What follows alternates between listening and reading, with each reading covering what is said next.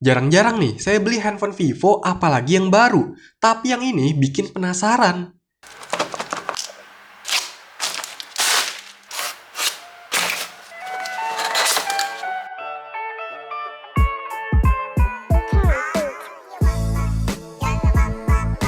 Yo halo, kali ini ada handphone Vivo tapi bukan Vivo. Lah gimananya? Ya ini adalah Aiko Z9X, handphone yang bikin saya penasaran karena speknya cukup menarik di harganya. Apalagi dari embel-embel Vivo. Ya tahu sendiri kan cabang-cabangnya itu pelit ya. Selain itu yang menarik di sini dia udah 5G, RAM-nya gede 8GB, pakai Snapdragon dan harganya sekarang mulai dari 2,8 jutaan rupiah. Ini saya dapat lewat toko Pak Edi, lumayan kena potongan diskon lagi nih, jadi bisa lebih murah. Baik bener dah Pak Edi. Oke, gak usah makin dilamain, mending langsung aja di unboxing.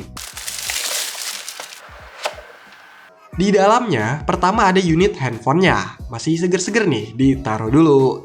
Terus ada kertas atau stiker IMEI-nya, lanjut ada case-nya yang model soft transparan gini, terus ada kertas-kertas, yaitu panduan ringkasnya, yang bener-bener ringkas ya.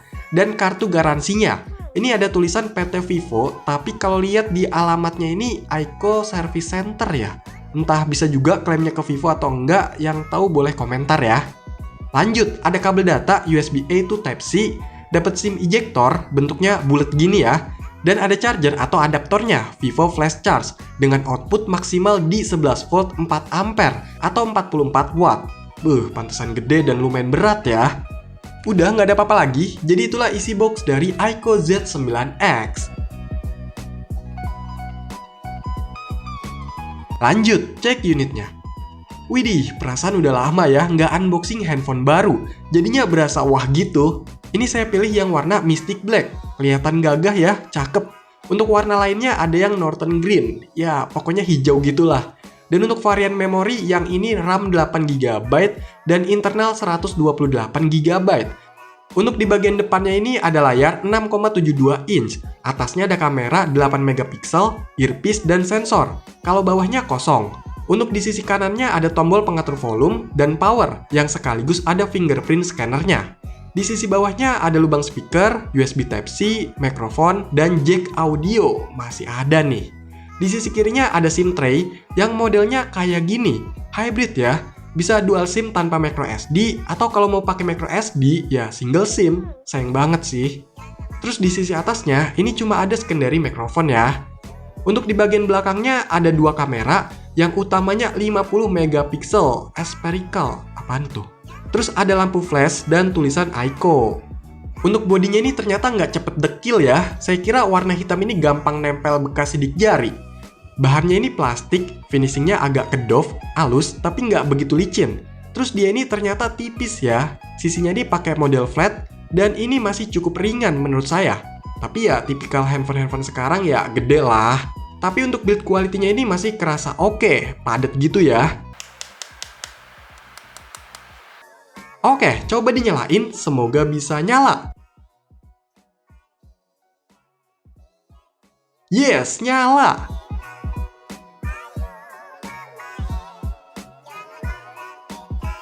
Dan inilah tampilan awal dari Aiko Z9X. Coba cek ke settings. Oke, jadi handphone ini pakai Vantage OS 14. Ya kayak di handphone-handphone Vivo umumnya, kirain pakai Origin OS kayak versi luarnya nih. Terus OS-nya ini pakai Android versi 14 dengan patch keamanan 1 April 2024. Untuk RAM-nya ini udah kepake sekitar 3,4GB dari total 8 plus 8GB. Ini kayak fitur tambah RAM gitu ya, aslinya cuma 8GB dan sisanya sekitar 3,9GB. Sedangkan untuk storage-nya udah kepake sekitar 21GB dari total 128GB dan untuk sisanya sekitar 107GB-an lah. Tapi ini kalau dilihat-lihat aplikasi bawaannya banyak ya, entah dari Aiko-nya maupun pihak ketiga. Nah, secara bawaan, kalau pihak ketiga ini masih bisa di-uninstall. Sedangkan yang dari Aiko itu nggak bisa, bahkan nggak bisa dinonaktifkan juga. Dan malesnya ada aja yang jalan di latar belakang, dan sering ngasih-ngasih notif yang nggak penting gitu. Contohnya kayak V App Store ini nih. Ya solusinya paling kalau nggak mau ribet tinggal nonaktifkan notifikasinya, sama batasin penggunaan data selulernya dan batasin jalan di latar belakangnya. Ya walau nggak sepenuhnya ampuh, tapi cara itu udah cukup lah. Oh iya, ini handphonenya udah dapat update ya, sekali. Ada perbaikan gitu, dan peningkatan untuk security patch-nya. Ya oke lah, belum ada masalah nih selama saya cobain. Nah ngomong-ngomong cobain, ini kameranya belum dicobain ya. Dan inilah hasil kameranya.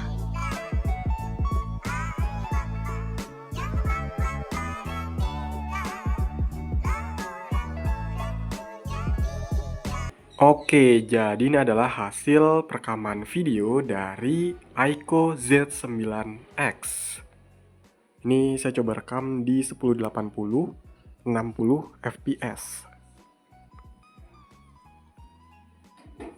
Mungkin untuk kameranya ini nggak sebagus handphone Vivo di kelas harganya.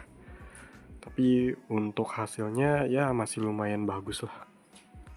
Menurut kalian gimana nih untuk hasil videonya?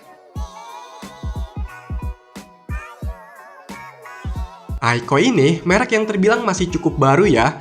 Perusahaan ini didirikan 5 tahun yang lalu pada 30 Januari 2019 dan masuk resmi ke Indonesia kalau nggak salah sekitar tahun 2022. Tapi walaupun masih termasuk baru, Aiko ini merupakan anak perusahaan atau sub-brand dari Vivo. Jadi ya udah punya banyak sumber daya yang besar karena ya masih satu grup sama si Vivo. Kalau misalnya handphone Vivo itu lebih mengutamakan kamera, Aiko ini lebih ke performa, dengan harga yang lebih masuk akal mungkin buat para pemuja gede-gedean spek.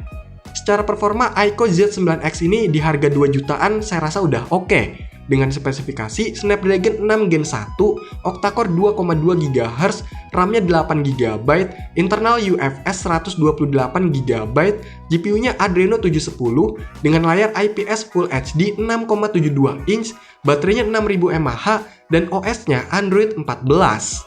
Nah, dengan spek kayak gitu, handphone ini bisa dapat skor Antutu benchmark di 550 ribuan. Terus kecepatan memori internalnya untuk read bisa sampai 935 dan write-nya 830 MB per second. Untuk sensor-sensornya juga udah lumayan, ada giroskopnya ya. Dan multitouch-nya ini bisa sampai 10 sentuhan sekaligus. Udah layarnya gede, ditambah refresh rate-nya bisa sampai 120 Hz. Jadi udah enak lah menurut saya. Model layarnya ini pakai punch hole gitu ya. Bezelnya udah cukup tipis, cuma yang bawah aja sih agak beda nih. Terus walaupun pakai IPS, kualitas warna dan sudut pandangnya udah lumayan bagus kok. Bahkan kecerahannya itu bisa sampai 1000 nits. Jadi dipakai di luar ruangan yang terik masih kelihatan. Untuk speakernya ini emang ada 2 dan bisa kenceng juga keluaran suaranya. Volumenya bisa sampai 300% dan nggak terlalu pecah sih. Tapi dari segi kualitas suaranya menurut saya masih standar aja lah. Bassnya kurang nendang.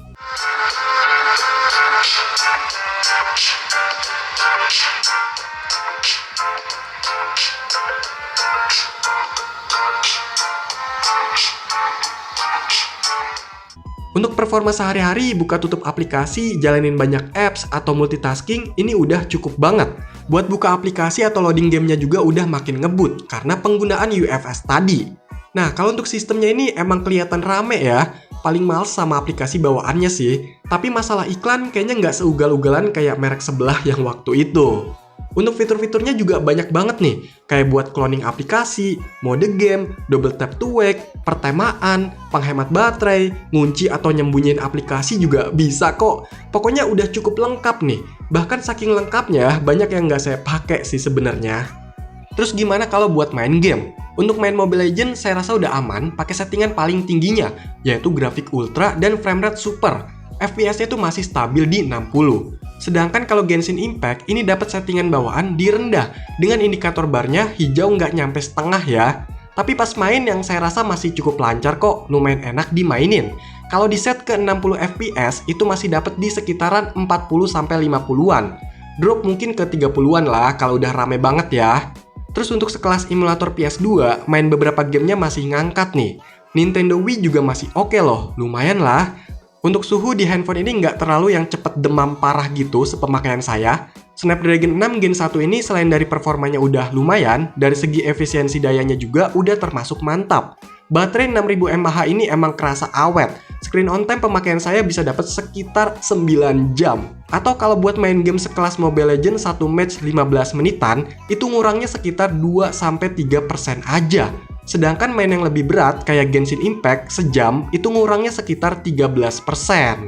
Nah, buat ngecharge-nya dari 20% sampai full itu cuma sekitar 1,5 jam aja. Saya rasa itu udah cepet ya buat ngisi handphone yang baterainya 6000 mAh. Menurut saya, Aiko ini keren juga ya. Bisa jadi alternatif buat yang pengen cobain handphone Vivo yang bukan flagshipnya, tapi pengen yang harganya lebih masuk akal dengan lebih memprioritaskan performa atau spek yang tinggi.